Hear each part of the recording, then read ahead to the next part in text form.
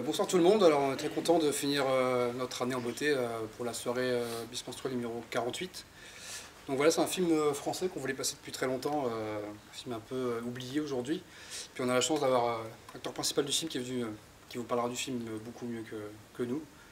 Donc voilà, je te laisse parler du film. Voilà. Et, donc on parle du film, après on passe au film, il y aura une vidéo surprise qui retrace la carrière de Patrice, et puis après il y aura un petit ciné-débat aussi si vous avez des questions, etc. Donc voilà. Bon film. Ok.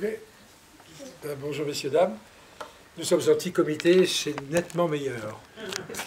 C'est plein, ça ne serait pas pareil. Je m'appelle Patrice Mélenec, je suis né le 1er juin 1942.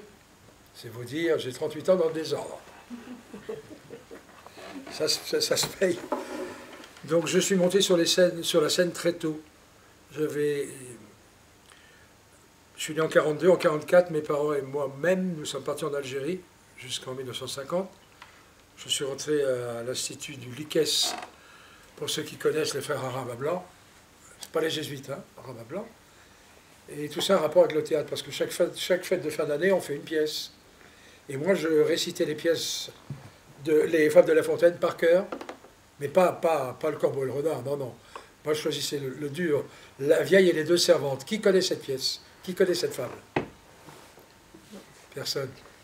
Ben, ça a été celle que j'ai donnée pour rentrer au cours Simon, reçue à l'unanimité, au conservatoire, reçue à l'unanimité.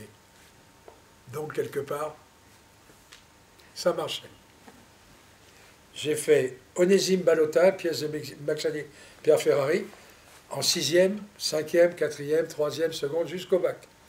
Donc j'étais la star là-bas. Ils étaient 700 élèves à m'applaudir quand même. Vous vous rendez compte? Donc j'ai dit, oups, il y a les poils qui montent. Non, j'avais pas de poils à l'époque. Mais bon, tu feras ce métier. Et je l'ai fait. Bon alors, comment ma rencontre avec le metteur en scène? Je vais être très franc, hein. Moi je me cache derrière rien du tout. Le metteur en scène s'appelle Dominique Gou. Un garçon que je rencontre dans un bar un jour, qui me dit, tiens, je t'ai vu à la télé dans un moulin, là, t'es génial, toi. T'étais dit, non, t'es bien, enfin une baratine. Il me dit, non, je fais un truc là sur les Avengers. Je dis, les Avengers, c'est quoi? C'est une patrouille américaine qui a disparu à 40 000 des côtes américaines en plein jour, et il faisait beau, et ils ont même pas retourné Trashville. Et je dis alors, bah, je fais un film là-dessus. Ah bon? Je voudrais que tu sois le patron des Avengers. Ah bon, alors d'accord, on fait ça. On tourne ça à la Ferté-Gaucher, machin, ma mort dans un énorme aquarium, comme ça. C'était rigolo. Tenez-vous bien, le film était acheté par la 5 à l'époque. Oui, ça marchait. Bon, tout va bien. Et puis je me rencarde un peu sur le personnage. Et le personnage avait fait plusieurs films. Je vous donne les titres. Lèvres gloutonnes, Les Monteuses, pareil. Il sortait du porno. Je dis, non, tu t'es mis là. Et il me téléphone un mois après, il me dit, écoute, je suis bourré de pognon, j'ai les producteurs, j'ai Klaus Kinski, j'ai Maria Schneider, et je veux absolument que tu fasses ce rôle-là. Ben, je dis, ouais, mais... Je pèse le pour et le contre. Je dis, ça va être une cata. Ça n'a pas été une cata, ça a failli être une cata. Parce que je n'ai pas été dirigé sur le film. C'est un type qui s'est donné à la boisson. Il disait moteur le matin pour les scènes de poursuite de camion, et incapable de dire couper. C'est le deuxième assistant qui disait couper. Klaus m'a fait toutes les misères du monde. Mais gentil, gentil. Il avait froid, il prenait ma caravane, qui était plus petite, qui était chaude, et puis le lendemain, il changeait. Alors, il y avait affaire 3 qui arrivaient. Il y avait tous les journalistes, je t'appelle Patrice, des clous, il faisait tout le truc tout seul. Moi, que dalle. Enfin bref, c'est pas grave. Maria Schneider, c'est la demi-sœur de mon meilleur ami, le regretté Xavier Gélin, fils de Daniel Delorme et de Daniel Gélin, disparu d'un cancer à 57 ans, mon meilleur pote. Et ma carrière de cinéma s'est arrêtée pratiquement à sa mort, j'ai fait que de la télé derrière, quoi. Et puis, 20 ans après, je me retrouve à tourner avec qui? Avec son fils, Hugo Gélin, avec le meilleur pote de son fils, Ruben Alves, et avec la femme d'Hugo, Nina Rive, avec qui j'ai tourné en novembre avec Omar Sy. C'était le deuxième film que je faisais avec Omar Sy. Voilà, ça c'est le parcours. Mais maintenant, c'est un métier très difficile, très très difficile. Et quand on arrive à Paris et qu'on n'a pas de, qu'on a l'accent breton en plus, alors l'accent de chez moi, je vous situe, Pointe-du-Raz, Pointe-de-Pamart, ça c'est moi. Et des Bretons bretonnants. Donc on arrive sur scène, bonjour monsieur, tu vas bien? Ça c'est l'accent.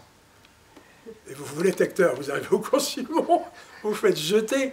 Et ben non, le patron dit, ah ben tenez-vous, bande d'idiots, lui il a une voix. Et il ira à la Comédie Française. Il avait raison. J'y suis allé. 2 ans. Et puis j'ai compris que c'était une affaire de clan. Il y avait le clan des machins, le clan des trucs, le clan des business. J'ai dit, moi, le clan. Alors j'ai levé le pouce sur l'autoroute du Sud avec mon passeport, paire de chaussettes, slip, et puis un jean de rechange. Et puis j'ai visité les 5 continents. J'ai fait 49 boulots. 49. De shampouineur à garde du corps, à...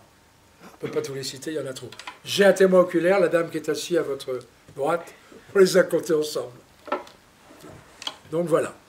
Revenons à Klaus, revenons au film. Je dirais que c'est un film onirique, malgré tout, raté, en partie, mais quand même qui a du sens. D'abord, Klaus Kinski, le méchant du cinéma mondial. Il a des rôles d'enfoiré. C'est le gentil du film. Le méchant, il est devant vous. C'est moi. Maria Schneider, c'est moi qui lui faisais le garrot dans la cuisse pendant qu'elle se piquait. Je ne sais pas si vous vous rendez compte de l'ambiance. Alors on tournait à Saint-Sulpice de Favière, à côté de Vendôme, et l'équipe technique avait baptisé ça Saint-Supplice de Favière. C'est vous dire l'ambiance. Mais ça s'est bien passé, on a beaucoup bossé, mais seul. Je n'ai pas été dirigé. Alors j'ai pas vu le film depuis la sortie, quand je faisais la promo, et j'ai un peu peur parce que j'étais quand même pas à mon niveau, au niveau où je suis aujourd'hui. Je suis très loin de ça. Mais bon, il paraît que ça passait, parce que si, parce que ça. Voilà. Là, je vous souhaite une bonne projection. Alors, je vous signale que je suis hélas du premier plan au dernier plan. C'est la vie. C'est comme ça. Les journalistes bien intentionnés avaient écrit Patrice Mélédec, 3e au générique, 1er à l'image. Je lis, non? J'ai gardé les critiques. Voilà, je vous souhaite une bonne projection. Merci.